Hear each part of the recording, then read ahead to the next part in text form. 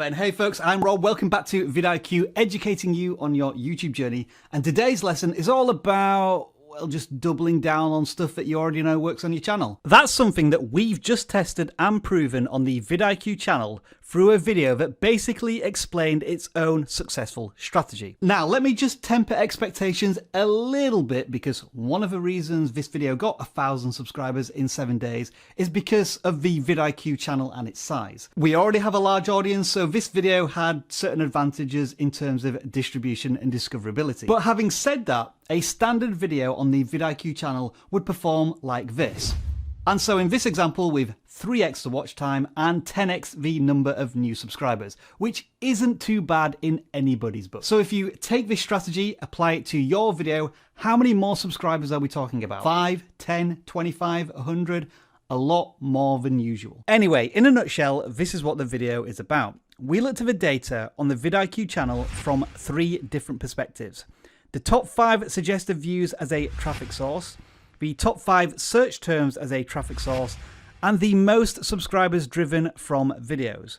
From all of these videos, we identified a common pattern in that videos we make about how to get more subscribers really resonate with our audience. So we showed our viewers how to do all of this within the video itself, while using the same strategy and this data to help us decide on the title and the thumbnail for the video. So here we have a video that contains the strategy that we want to inform viewers about, and also the keywords that we want to use.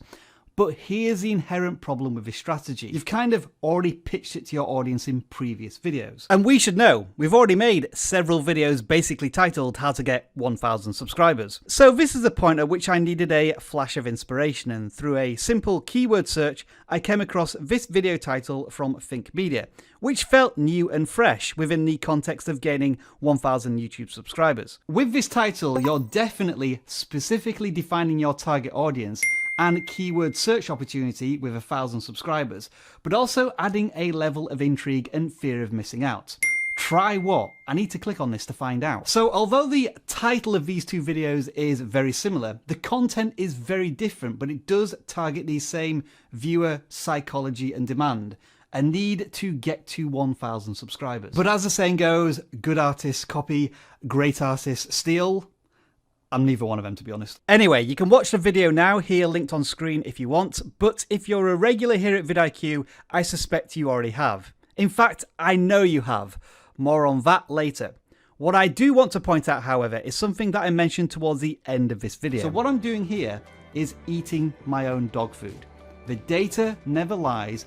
I'm following the data that YouTube is telling me about the vidIQ channel. And what I suggest you do is check back on this video in around about 90 days and see how it's performing versus the rest of our channel.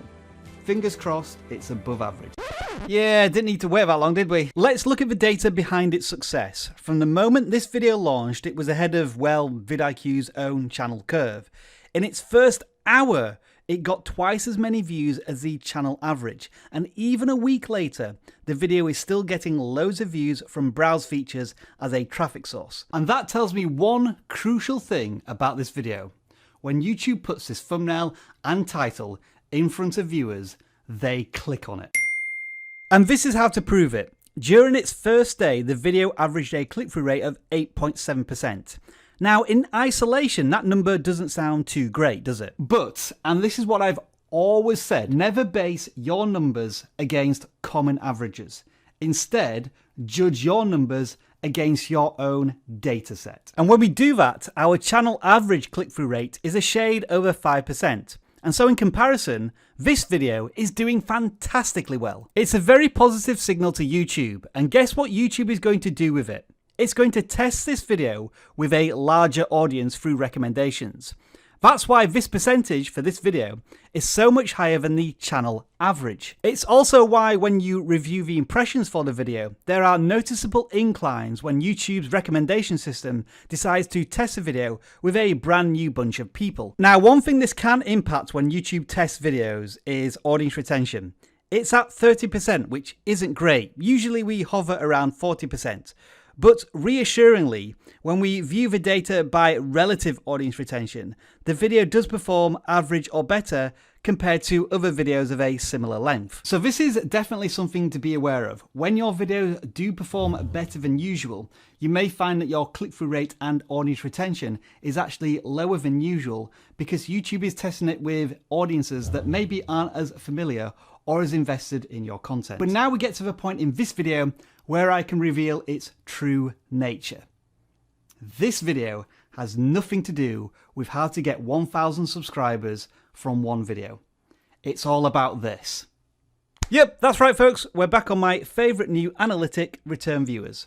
The video we made was designed to tap into viewers who had already associated our content with valuable information about getting 1,000 subscribers. And it worked because, as you can see, thousands and thousands of viewers came back to tune in for this video. I've already said this, and I'm going to continue to say this in future videos, and you're more than welcome to argue with me in the comments below.